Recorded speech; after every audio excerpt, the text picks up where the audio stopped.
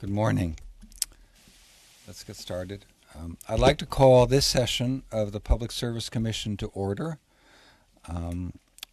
Secretary Burgess, are there any changes to the final agenda? Good morning, Chair and Commissioners. There are no changes to this morning's agenda. Thank you. We'll proceed to the regular agenda. The first item for discussion is item 301, case 15E0751, which is the value of DER eligibility expansion proposal presented by Ted Kelly, Assistant Counsel. Ted, please begin. Thank you. Good morning, Chair and Commissioners. So, as you know, the Value of Distributed Energy Resources, or VDER, order issued in March 2017 directed the transition of compensation for distributed generation from net metering to the value stack.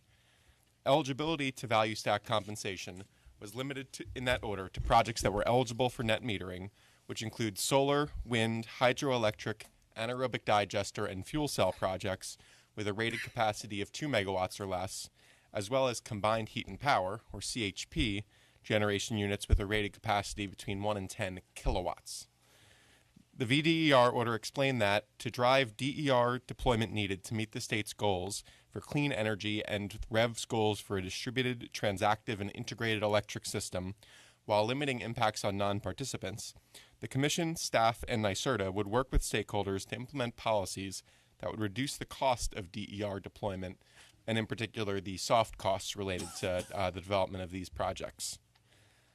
The order identified project size as one area where meaningful soft cost reductions may be possible, as larger projects would benefit from economies of scale and reduced inefficiencies. The September Value of DER implementation order found that an increase in the project size cap for eligible technologies from 2 megawatts to 5 megawatts would provide substantial cost reductions and would fit within the framework of the VDER goals and policies, but explained that additional information was needed before an increase could be implemented.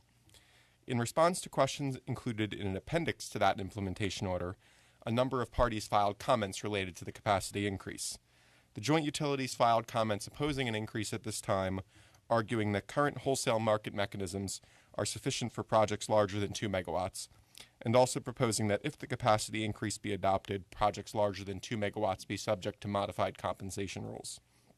A number of other parties, including the NRDC, the Solar Energy Industries Association, and the City of New York, expressed support for the capacity increase and argued that the same compensation mechanism should be used for projects larger than 2 megawatts as are used for smaller projects. Based on current market trends, it does not appear that projects between 2 and 5 megawatts are feasible with only wholesale market compensation. And because of that, and because making those projects eligible will increase economies of scale and efficiencies that reduce development costs, and therefore allow the development of additional projects without increasing costs to non-participating ratepayers, this order approves the increase in maximum capacity from 2 to 5 megawatts. Projects between 2 and 5 megawatts will receive compensation based on the same value stack rules as projects smaller than 2 megawatts, and be subject to the same tranche limitations for the market transition credit, such that there is no incremental impact to non-participants. Combined heat and power generators are not included in this size increase. The development of the value of DER compensation mechanisms focused on the attributes of the clean generators that make up the majority of VDER eligible projects. The inclusion of an appropriate compensation of larger CHP generators requires more detailed analysis, which is being conducted by staff in collaboration with the Value Stack Working Group. Staff plans to release a proposal on expedited eligibility expansion that will include recommendations related to whether and subject to what rules larger CHP generators should be eligible for participation in VDER tariffs in the near future, for stakeholder comment followed by Commission consideration. The order explains that existing generators between 2 and 5 megawatts may opt into the value stack, and that existing generators and projects in development may expand to between 2 and 5 megawatts, subject to compliance with interconnection rules and payment of interconnection costs. It explains that in cases of opt-in or expansion or consolidation of existing projects, the entire project must receive value stack compensation based on the current tranche as applicable. The September order also directed staff through the Interconnection Policy Working Group and Interconnection Technical Working Group to determine whether expanding VDER eligibility requirements would require changing any aspects of the Standardized Interconnection Requirements, or SIR. Staff determined that a 2016 update to the SIR approved by the Commission include projects up to 5 megawatts already provided the needed guidance for utilities to study and assess the costs for such projects.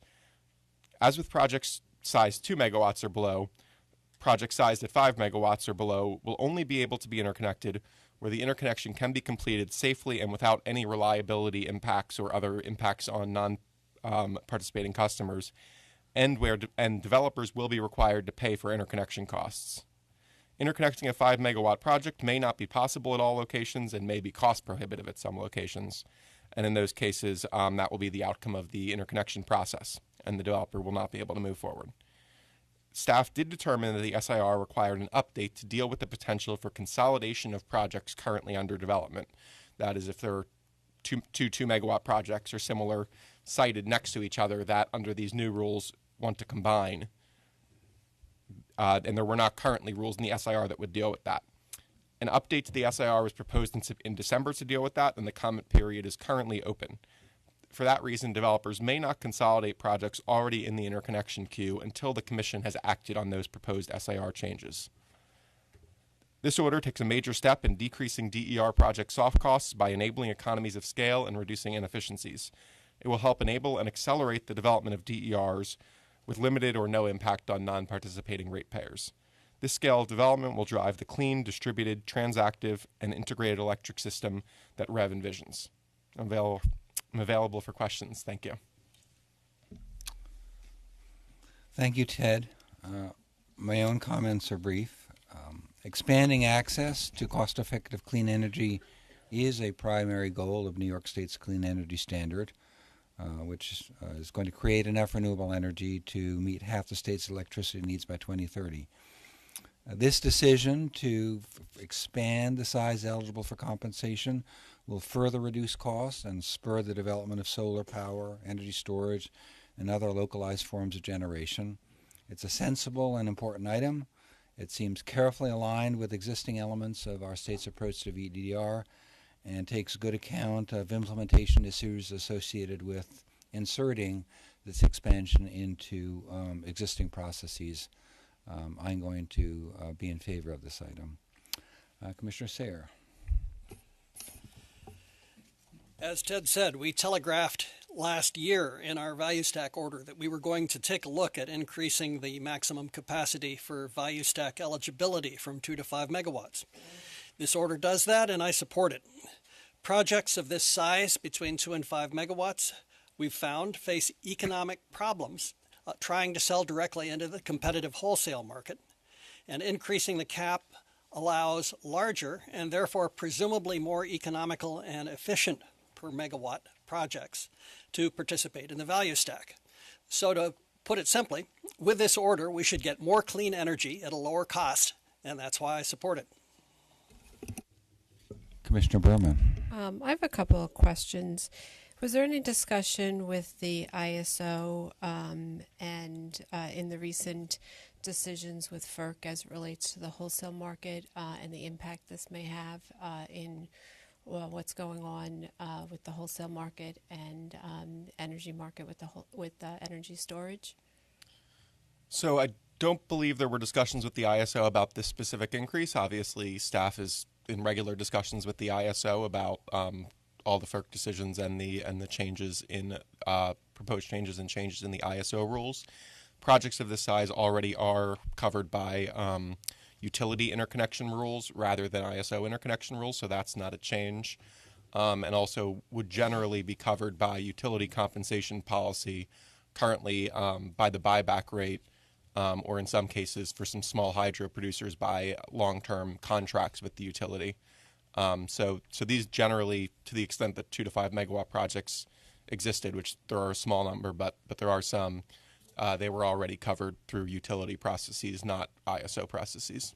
Mm-hmm. Are we doing any analysis ourselves on looking at what it may mean with the DER roadmap and the connection between the wholesale market and what's going on and the connection between the link up?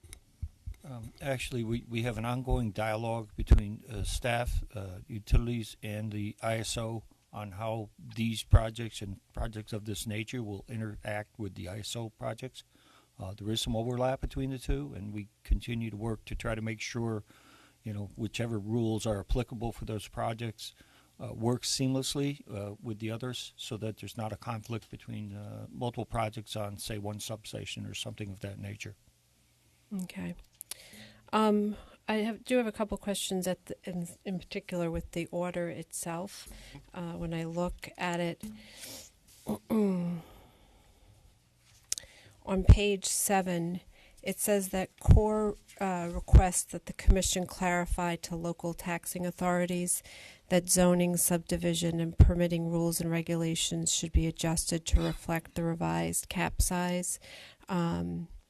And it talks about CORE states that the Commission should clarify the revised size cap concurrently increases the limit on cumulative capacity of projects supporting a single satellite account through remote net metering.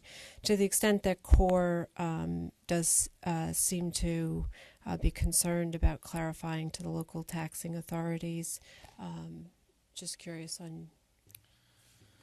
Sure. So, with regard to kind of communication with local authorities and municipalities in particular on zoning, siting issues, et cetera, NYSERDA has taken a role in that, of essentially educating municipalities on what the rules are. Whether or not they should change their zoning rules, for example, really is a decision for the municipality and not for the Commission to tell them that those rules should be adjusted. But NYSERDA will continue their communication efforts and will among other things, inform municipalities that projects up to 5 megawatts are now permitted in this compensation mechanism and therefore may be more common. The other issue, there was the limit on a cumulative capacity. That is related to a Commission rule, not a municipal rule. It's related to the rule on when multiple projects are remote net metered to a single site. The Commission found in the past that the 2 megawatt cap should be cumulatively applied to that, so that, for example, 2 1 megawatt projects could be remote net metered and their credits applied to a single site, but not to 2 megawatt projects. This order does clarify that this order raises the cumulative cap to 5 megawatts. So now multiple projects with a cumulative size of 5 megawatts can be remote net metered and the credits assigned to a single site, consistent with CORE's request. It does seem like this order gives short shrift to the utility intervention unit's concerns. And on page 11, we say that furthermore, while the SIA rehearing petition is not being decided at this time, the Commission is confident that future decisions will ensure that all customers are appropriately protected. I'm not really sure what that means, other than that we're saying that we'll make sure that all future customers will be protected, rather than looking and addressing the rehearing petition and maybe being more specific on exactly what some of the issues are that UIU has raised that is of concern, and to the extent that UIU has raised concerns that the pending petition, without resolving that issue, is a problem in addressing this issue, in addressing this petition. So I think the core reason that that we didn't feel that while we appreciated UIU's comments, we didn't feel that they were a reason to delay this decision or make a different decision, is that UIU's focus, which is very important, is on ensuring that all customers of CDG projects receive appropriate protections, which the DER oversight order provided. And this order will not actually increase the availability of the market transition credit to a greater number of megawatts of energy, and therefore won't increase the total potential number of customers overall covered by the tranches, and therefore we didn't see a direct nexus between this order and putting a greater number of customers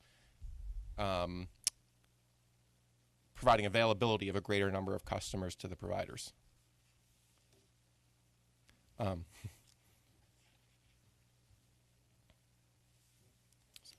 Okay, I'm not sure I fully understand what that said. I think it sort of goes back to that same sentence, which is really a boilerplate sentence saying not really much that gives comfort, except that we will try to protect all customers without really much details. And I do appreciate that all customers will be protected. However, the eye is in the beholder, and I think that's what UIU was trying to get at. And to the extent that we have a pending petition that needs to be resolved, that we may not feel is necessary, to the extent that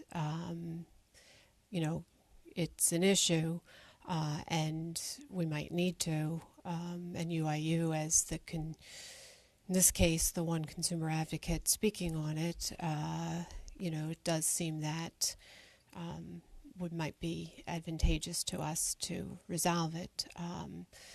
To the, at least I at least err on the side of would be mindful of that. So it does concern me. So I raise it as an issue. So the clarification he made was that UIU is concerned about expanding eligibility, and he pointed out that expanding eligibility is not going to expand the number of customers who are eligible. Okay. Thank you.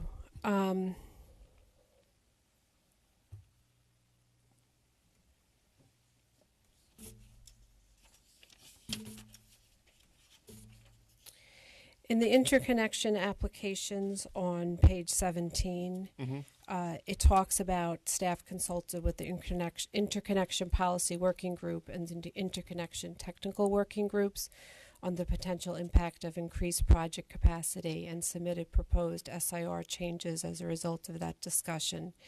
The comment period is currently open on those proposals, and therefore the Commission won't make a determination on the proposed changes at this time. I do believe there have been some comments that have come in from that. I don't know for certain. I believe there was a comment date and a reply comment date. I don't think either had passed yet, but it's possible that some parties filed comments early. I can't say for certain. Okay. I do think those are important, and obviously this is one piece of the puzzle, and some of those discussions are relevant to the overall picture. I am concerned that we are deciding this in a vacuum, and I do think that to the extent that we are rushing to decide this and not necessarily looking at all of the pieces, and we haven't matched it up. I do understand it's not going to be a perfect picture. We are going to have to make some decisions without necessarily having all of the information. But to the extent that part of what I am concerned about is that this order lays out a number of things that we are still waiting for, and somehow we didn't seem to match it up so that we would have the information. And I'm wondering why we aren't waiting for the information with the SIR at least to make a more appropriate discussion or more appropriate decision based on that. I think with respect to the SIR, there was a commission decision back in 2016 that approved the inclusion of projects up to 5 megawatts in the SIR. And so what really came out through the discussion in the interconnection working groups was that for new proposed projects or for expansion of projects, there really were no SIR changes needed because it already provides for projects in general, but also has some very specific rules that, for example, allow a longer study time frame for larger projects. So because it was really just one narrow issue of consolidation, that project consolidation where SIR changes were deemed to be potentially necessary or proposed to be necessary, and because we felt that was an easy issue to kind of carve out and put to the side and not allow that until those SIR proposed changes are considered by the commission. We didn't feel that it was necessary to delay this order in order to wait for that. Okay. All right. Thank you. I do appreciate that. I think the thing that is why it sticks out for me as concern is that on the excuse me, I have a December 22nd, 2017 VDR value stack and rate design working group process in 2018 schedule, Department of Public Service staff. I know this was filed, but I know that there's a now more updated one, I think dated January 22nd, 2018, which is also filed. Here it is. Updated February 6, 2018, which is also filed. It's about 7 or 8 pages. Yeah, I'm familiar with the document, although I don't have it before me. 9 pages, excuse me. And the order, I think, references it and says that that we expect that the decisions will be made expeditiously based on this process and this schedule. And therefore, because of that, we're comfortable moving from 2 megawatts to 5 megawatts, and we should follow this process for decision making. The thing that concerns me about this is that I think that it sort of makes the commission sort of a minor player until the very end, the commission body as a whole, until the very end, which is when staff submits a white paper to the secretary, I guess then somehow will then wind up getting SAPA'd and filed and eventually come to the commission.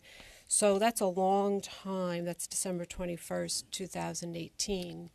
That's a long time for the commission to formally weigh in on something. So I would ask that this process be revised to reflect more of a formal process of the commission having touch points, because I would like the process itself to reflect the formal input, even if it's of making sure the commission is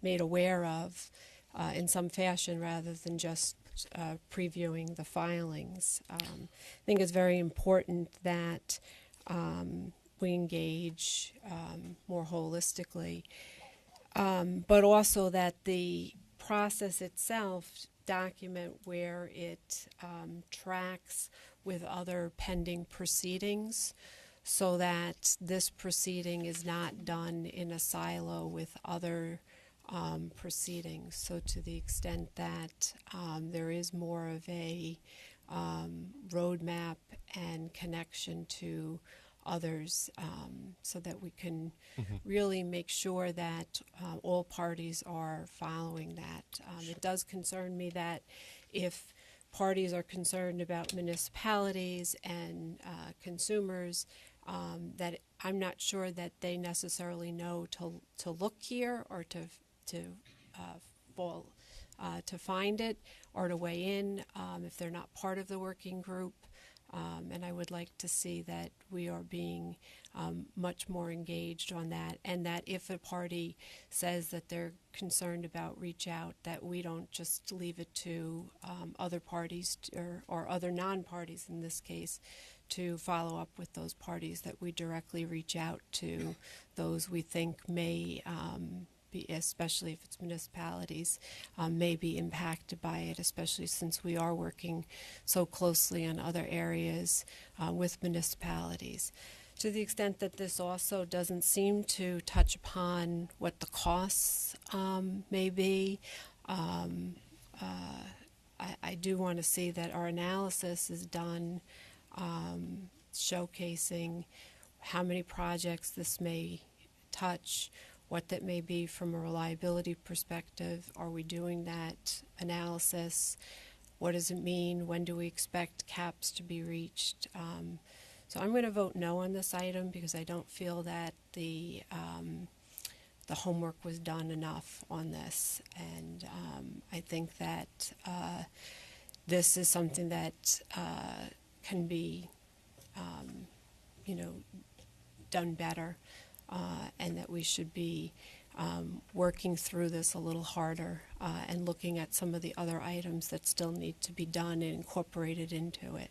And I do think some of the parties did raise some really good issues, and we might be able to incorporate that in a more holistic way and take into consideration other issues that are not just solely this one isolated issue, and have a better product. So I'm going to be voting no. Thank you. Commissioner Alisi? Good work. I'll be voting yes. Thank you. So with that, I will proceed to call for a vote on item 301. My vote is in favor of the recommendation to approve the proposal to expand value VDR eligibility as described. Commissioner Sayre, how do you vote? Commissioner Berman? No. Commissioner Alisi? Yes. The item is approved and the recommendation is adopted. We will move to the second item for discussion. Item 302, case 17E0458, which is the petition by Consolidated Edison Company of New York, Inc., to revise storage system tariffs, presented by Rob Cully, Utility Engineering Specialist 2. Steve Kramer, Assistant Counsel, is available for questions. Rob, please begin. Good morning, Chair Rhodes and Commissioners. Item 302 is a draft order addressing the filing by Consolidated Edison Company of New York, Inc., which we will refer to as Con Edison or the company, seeking approval of tariff amendments related to the export of power by energy storage systems onto the company's distribution system. The tariff filing is a result of the Commission's May 18, 2017 order in case 17E0104, which approved tariff amendments to allow battery discharge to the company's primary and secondary voltage distribution systems as part of non-wire alternative projects, and required Con Edison to study whether batteries can safely export as part of its dynamic load management, or DLM, demand response programs. Con Edison has complied with the directives in that order and has proposed tariff changes to more broadly open its system to energy storage technologies. Under the tariff filing, Con Edison has proposed 5 modifications to its tariff. First, Con Edison proposed to apply the current provisions applicable to batteries more broadly to include a wide array of energy storage technologies. These technologies include thermal storage, flywheels, and compressed air storage systems. These provisions will set a level playing field for all energy storage technologies beyond battery storage alone. Second, Con Edison proposed to allow energy storage systems to participate in any current or future non-wire alternative project. This modification will allow respondents to non-wire alternative solicitations, will provide respondents to non-wire alternative solicitations with regulatory certainty that energy storage systems will be allowed to participate if selected as part of those solicitations. Third, Con Edison proposed to allow energy storage systems to export to its distribution system as part of demand response programs, depending upon whether such energy storage systems are equipped with an inverter. Under this provision, energy storage systems without an inverter would be able to export to the primary voltage distribution system, whereas energy storage systems equipped with an inverter will be able to export to both the primary or secondary voltage distribution systems. This provision will open up new options for energy storage export arrangements for inverter-based technologies and ensure the safety and reliability of the grid. Fourth, Con Edison proposed to allow energy storage systems to export to its distribution system under service classification 11 or buyback service, depending upon whether such energy storage system is equipped with an inverter. As with participation in the demand response programs, under buyback service, energy storage systems without an inverter would be able to export to the primary voltage distribution system, whereas energy storage systems with an inverter will be able to export to either the primary or secondary voltage distribution systems. Finally, Con Edison proposed to exclude standalone or so-called front-of-the-meter energy storage systems from being able to earn the reliability credit available to standby service customers. We did receive comments on the company's filing from the New York Battery Energy Storage Technology Consortium, or New York BEST.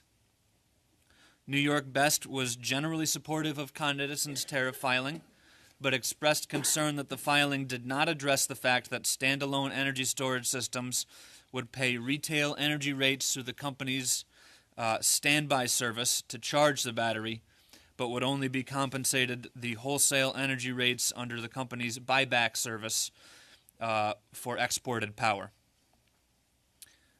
On to the draft order. If adopted, the draft order would accept the tariff amendments proposed by the company and require clarifying modifications.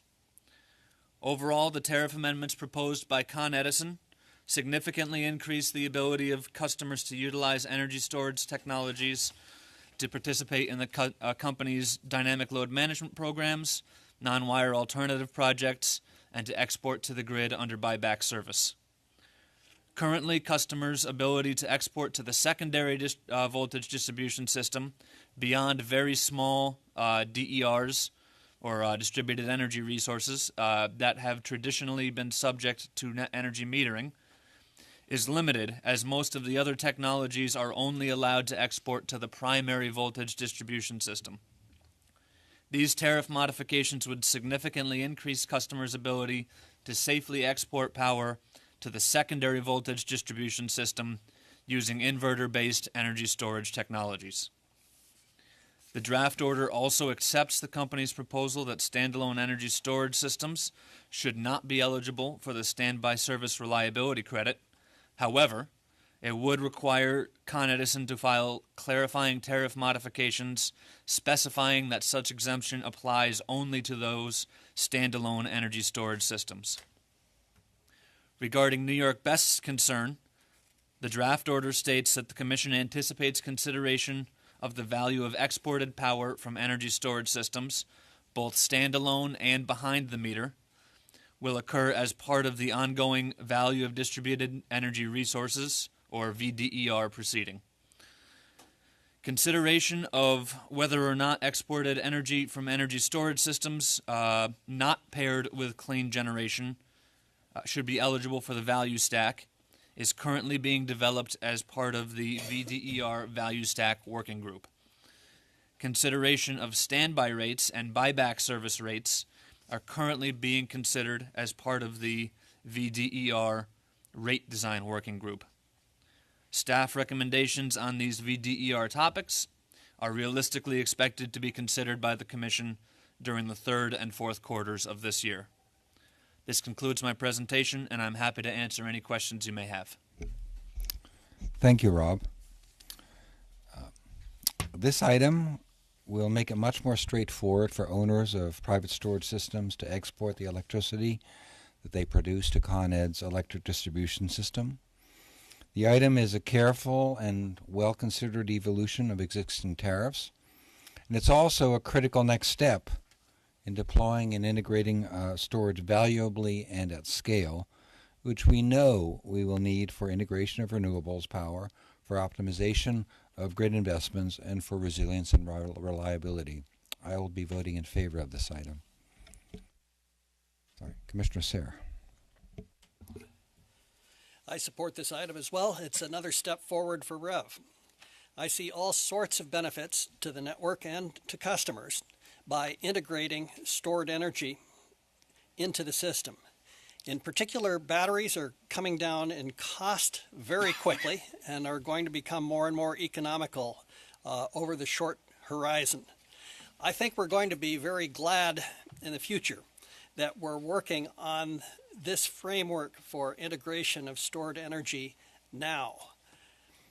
I anticipate that in the future, based on real-world experience, we'll determine whether this system that is being implemented for Con Edison needs some tweaking and whether it needs or should be exported to other utilities. But I'm glad we're taking this step now. Commissioner Berman. Thank you.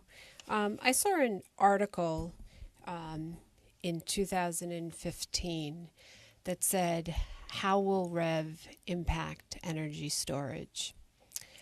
And I thought that was a bad headline because it really shouldn't be about how will REV impact, but it really should be about how will energy impact what we're doing, that we should really be focusing on understanding that what is out there, energy storage and other technologies, really are there to help us, and that it's about the power grid and the reliability and the resiliency, and that our role as regulators is to ensure that we are helping to enable those technologies and enable the utilities and others to access those technologies in a cost-effective way. The tariffs are a way of being able to do that. I'm going to go through the order and some of my questions. I ultimately will be voting for this, but I do want to I won't be voting with the majority, but I will be concurring because I do have some concerns that I do just want to share.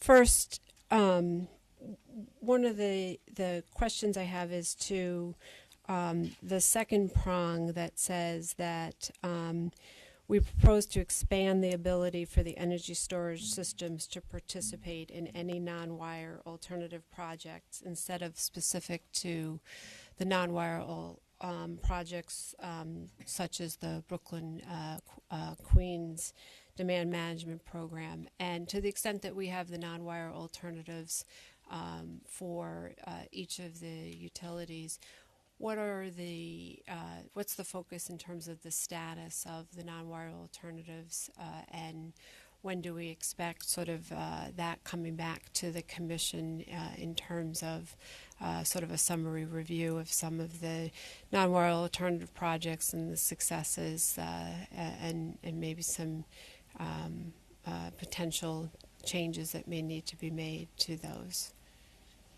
And globally, you don't have to go specific one by one. So generally speaking, each utility has one or more non-wire alternative projects in flight, whether they are fully operational, such as the BQDM, Brooklyn Queens Demand Management Program at Con Edison, or the Targeted Demand Management Program at Central Hudson, both of which are fully operational and are going through the steps of actually deferring infrastructure currently. Other programs are moving through the final stages of development. There are a number of projects at Orange and Rockland and NYSEG that are nearly ready to be completed as of the last that I knew, and we regularly do outreach with the utilities, in regular contact with their non-wire alternative program managers.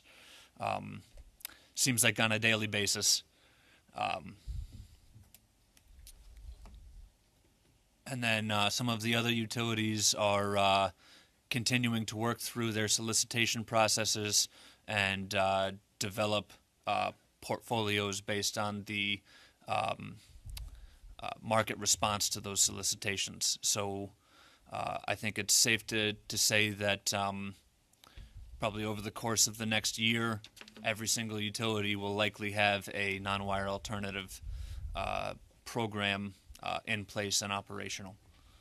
As far as the current status of the non-wire alternative projects, staff keeps a running list of those projects, which we would be happy to provide to you, Commissioner.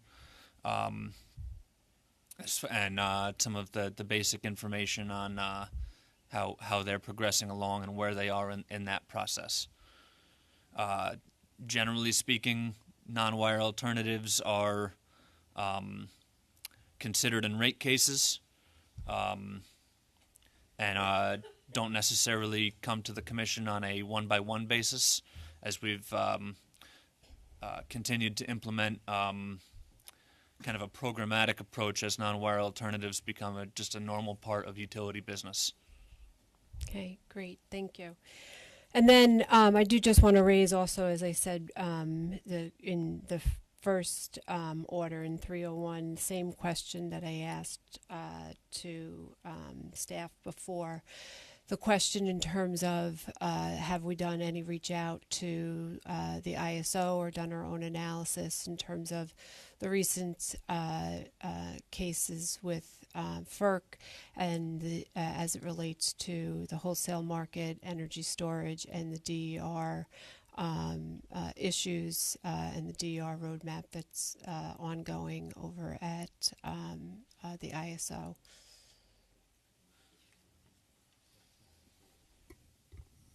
I would just say that we are in continuous discussion with the ISO related to their roadmap, in addition to our own development of a storage roadmap. So it's ongoing. Is the answer to your question. And how does this match up with the storage program bill that was enacted? And we'll have amendments that will be coming. And now with this this decision, how will that impact what we'll be doing on that? This is one piece of the puzzle. You know, it's a very complicated puzzle, but this is one step in a very positive direction of enabling storage to connect to the grid. How many pieces in that puzzle? I counted about 20. There's many. Okay. Do you count the same many?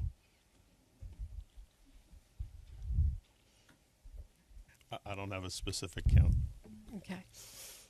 All right, so maybe that's also something we could do is, again, that roadmap. I think that is important. It was actually a legitimate question in terms of there are a number of different things. The PSC has done a number of different orders on energy storage that over since I've been here, including directing utilities to have energy storage projects, and to the extent that not only has that happened, but also what the status of each of the utilities for their two projects, as well as the energy storage bill, as well as what might be happening outside.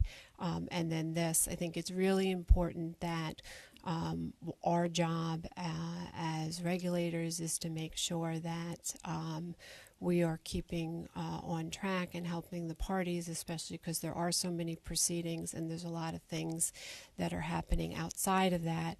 And to the extent that there are places that are being, these things are landing, whether it's in the BCA handbooks or the DSIPs and others that folks are not necessarily focused on. I think it's really important that we try to have that information available and make sure that we are narrowing it as much so that there is an ability to go to one place and see it rather than finding it sort of all over the place. And to the extent that when we are referencing this, to the extent that it has some ability to reference the others. So to the extent that this order, does impact that storage program bill, and to the extent that this order may also impact those other pieces of that puzzle, I think it's important. To the extent that this order also references in footnote 7 and also on pages 6 and 7, that the Commission expects, just like in the other order, that the parties follow and work expeditiously on the working group process and schedule. Footnote 7 references the December 22nd, 2017 schedule. It's actually been updated now, February 6, 2018. But to the extent that I still have that same concern about the working group schedule and making sure that we look at incorporating the Commission more holistically in that. I do think overall that energy storage is very important in what we're doing. I am very pleased to see that we are continuing in being laser focused on these issues and trying to move the ball forward. And I will be voting in concurrence with this issue, with this item. But I am cautiously focused on making sure that we are looking more holistically at all of the different issues and how it impacts, and also noting that what we're doing here also needs to be aligned with what we're doing in the wholesale market as well. Okay, thanks. Thank you, Commissioner Berman. Commissioner Lisi.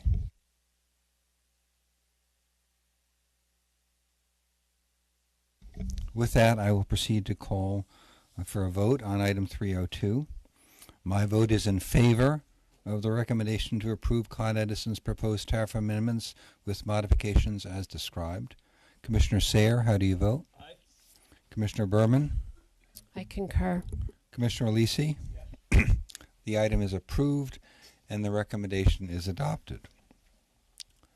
We'll move to the third item for discussion, which is item 303, case 18E0071, which is the offshore wind draft generic environmental impact statement presented by Tom Rienzo, Chief of Clean Energy Programs. Tony Belcito, Senior Counsel, is available for questions. Tom, please begin.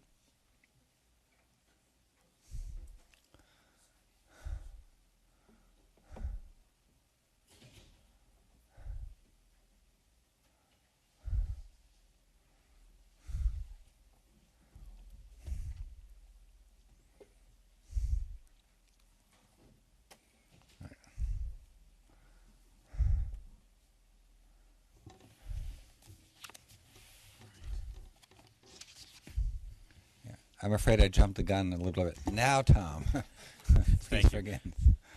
Good morning, Chair and Commissioners. Item 302 is a resolution to accept as complete and issue for public comment a draft generic environmental impact statement relating to the offshore wind policy options paper filed by the New York State Energy Research and Development Authority on January 29th of 2018. The options paper proposes 2 initial offshore wind procurement rounds of 400 megawatts, one each in 2018 and 2019. The options paper includes various procurement and contracting options to support the development of 2.4 gigawatts of offshore wind generation capacity. However, the option paper does not propose the development of a particular offshore wind generation facility or site. Rather, the options paper includes various program financing options intended to broadly apply to the development of multiple projects over time in different locations that will result in the installation of 2.4 gigawatts of offshore wind generating capacity, with the ability to deliver electricity to be consumed by New Yorkers by 2030. Since these options are strictly financial, the environmental impacts are not expected to vary among the options presented. The draft GEIS, prepared pursuant to the New York State Environmental Quality Review Act, analyzes the potential environmental impacts associated with the state's procurement of this 2.4 gigawatt hours of offshore wind energy by 2030, and builds upon and incorporates by reference relevant materials from NYSERDA's Offshore Wind Master Plan, released by NYSERDA in concert with its filing of the options paper. The master plan, which was developed after 2 years of in-depth research, analysis, and outreach by NYSERDA, describes the objectives and methodologies of the offshore wind planning process and includes 20 studies undertaken to gather data on environmental, social, economic, regulatory, and infrastructure issues relevant to the offshore wind energy development.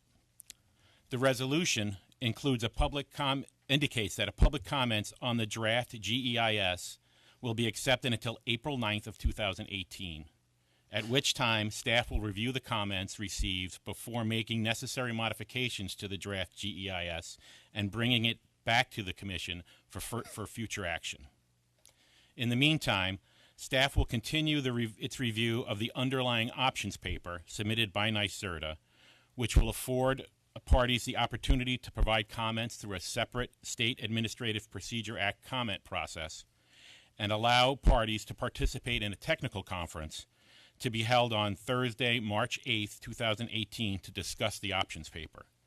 Parties may participate in the conference either in person or through the web, and a Secretary's notice about the technical conference was issued on February 9th, 2018, in case 18E0071. It should be noted that the actions taken here is simply to issue the draft GEIS for comment, and it does not limit the Commission's options on any of the options presented by NYSERDA in the options paper. Thank you. This concludes my presentation, and Tony Bellacito and I are available for questions. Thank you, Tom. To me, moving forward to enable offshore wind that is appropriately sited and in careful consideration of environmental impacts is critical to achieving the state's vital clean energy goals. This DGEIS is based on a comprehensive set of environmental technical studies, all carefully done, and clearly ready to be approved as a DGEIS in draft form so as to bring us into the vital public comment process. I'm going to vote to approve this item. Commissioner Sayre. I'm very optimistic about the future of offshore wind in New York State. Getting a supply chain up and running is certainly going to take a jump start, but I'm optimistic that we can get to a future with clean, affordable offshore wind energy with minimal environmental impacts. But as Tom said, all these issues aren't in front of us now. It's just the question of what is the probable environmental impact of offshore wind in New York State. The comments that we get in response to the GEIS will help us determine how serious the environmental consequences may or may not be. I support the item and I look forward to the comments. Thank you. Commissioner Berman. Thank you. I appreciate that today we are just voting on approval of the GEIS and moving forward. The one thing that I think is important is the making sure that folks understand the timeline and understand the different scenarios that can happen. And then and have some clear roadmap to follow, even if it's understanding that there are different agencies involved. So I understand that the PSC, depending on which options may or may not be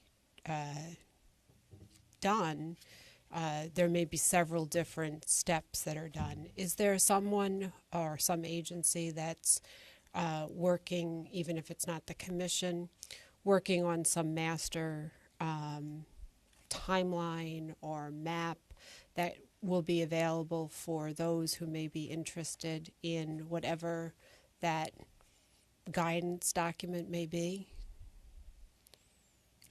I'm not sure I understand the question or the guidance document. Referring to what process? The process that the commission would be involved? Process one, the process that the commission would be involved in, yes. Okay. But two, if someone was interested in being involved in offshore wind and they wanted to come to New York, what that would be, how they would participate, what agencies would be involved, where they would go first. You know, we have NYSERDA and we have the PSC. You can go on NYSERDA's website and you'd have information. You go on the PSC and you have information. But each are not necessarily showcasing which comes first or what necessarily the information is. So, for example, at the PSC, we have filed the options paper from NYSERDA and we have the technical conference. But there's no document that showcases, actually, that doesn't have the plan, so it doesn't showcase what the next steps are or how we may be working with any other agencies, whether it goes to the Article 10 board, when that may look, depending on what the options may be. It's not. I'm just curious. May I? So the master plan actually does go right at that issue in terms of providing the comprehensive view, and it's available for reading, and I find it interesting. I understand that's my point. But it includes a laid out timeline. Our best current understanding is that Article 10 is not relevant to at least to anything that happens out in the ocean. Instead, there is a set of interactions with the federal government where the state only has the power of persuasion with the Bureau of Ocean Energy Management, which is part of the Department of the Interior. And I believe the master plan lays out some indicative timelines associated with those processes, but it's something that's much less under the state's control. But it's there. It is pulled together as much as is visible at this moment. So is there then, because it's not in, and that's really sort of my point, is that it's in the master plan, it's not in the master plan is not filed at the PSC, and there's not pulled out in sort of a fact sheet by itself. Here it is, what we envision or our analysis for anyone to look at or direct to from a frequently asked question, which we normally do. So I'm just curious if there's any thought to why we're not flagging it or putting the plan itself into our filings or flagging it for the master plan is flagged, I believe, in a number of places, if not all the documents that we're dealing with here today. I believe the primary reason that the master plan was not filed or copied into the DMM system is mostly practical. It's an extremely vast amount of information. The documents are very, very large. Some of them include maps. Again, that are just huge data dumps. That's not the exact phrase for the information that's in there. Okay.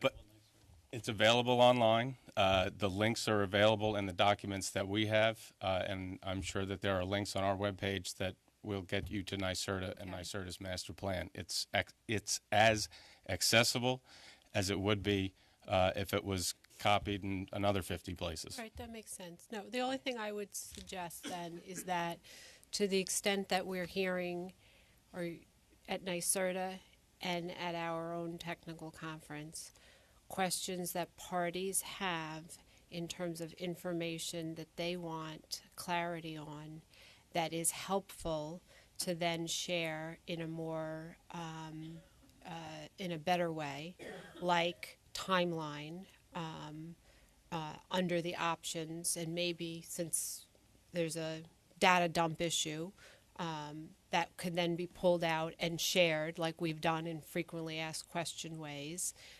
When will the commission decide this? Or when may the commission decide it? Obviously, it's the chair's prerogative.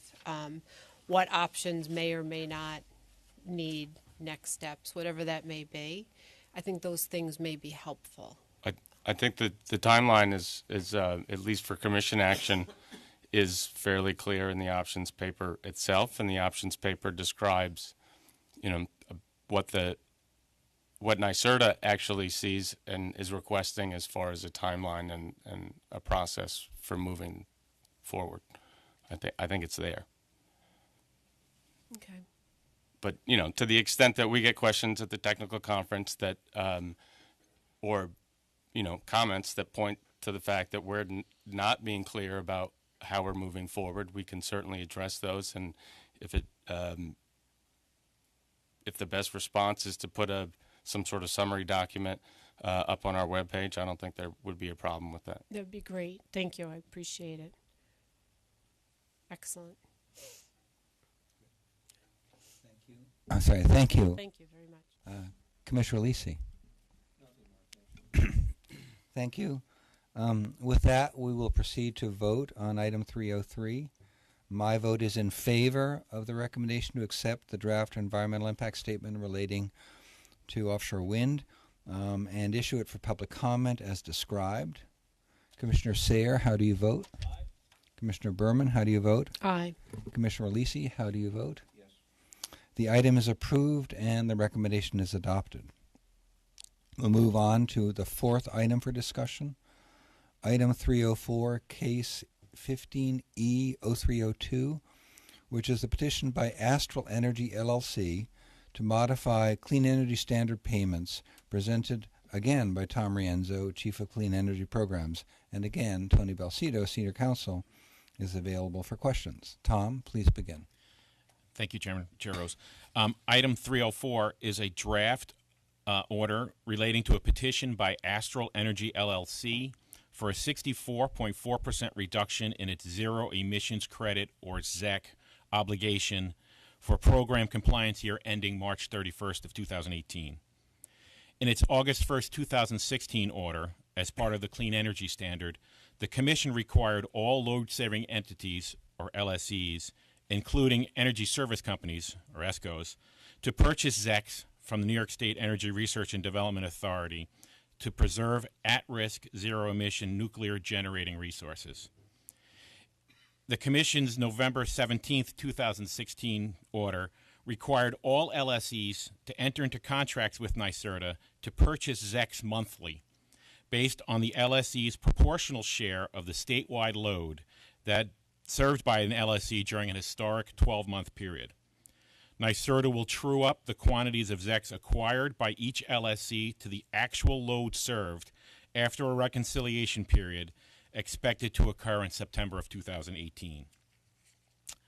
On November 6, 2015, the Commission suspended Astral's ability to market and enroll new residential and non-residential customers. By an order dated December 16, 2016, the Commission reinstated Astral's ability to market and enroll non-residential customers. However, as a result, Astral claimed it experienced a decline in its actual energy sales as compared to the forecast used to develop its ZEC obligation amount. On September 29, 2017, Astral submitted a petition requesting the Commission to direct NYSERDA to reduce the company's ZEC obligation by 43% of the ZEC compliance period ending March 31st, 2018, and to order NYSERDA to absorb the payment shortfall that would result until the ZEC reconciliation period.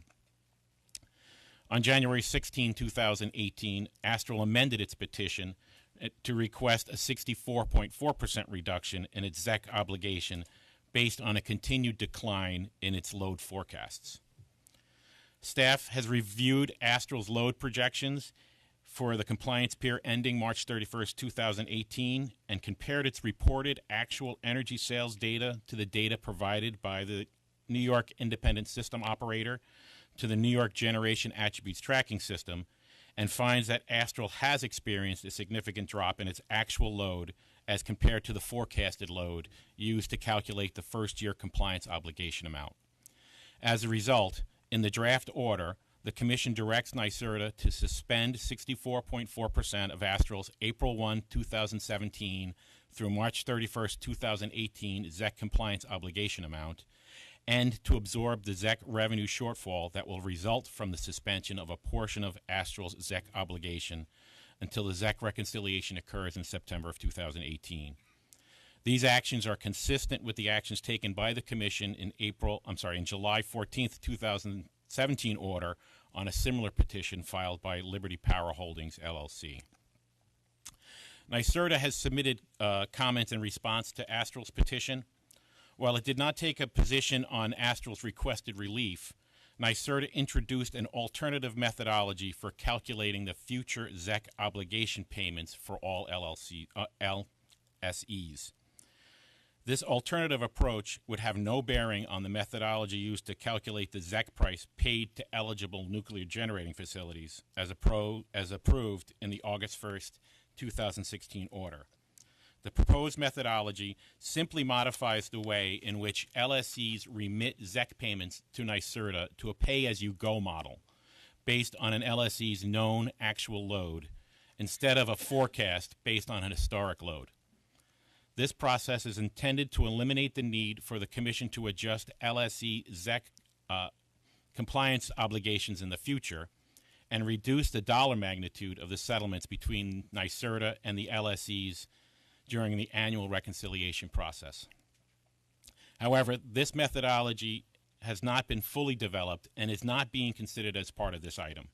Staff and NYSERDA will fully develop this new methodology and submit to the Commission for consideration an implementation plan that would modify the way in which LSEs remit ZEC payments to NYSERDA to a flexible pay-as-you-go model based on the LSE's known load. This concludes my presentation, and I am available for questions. Thank you, Tom.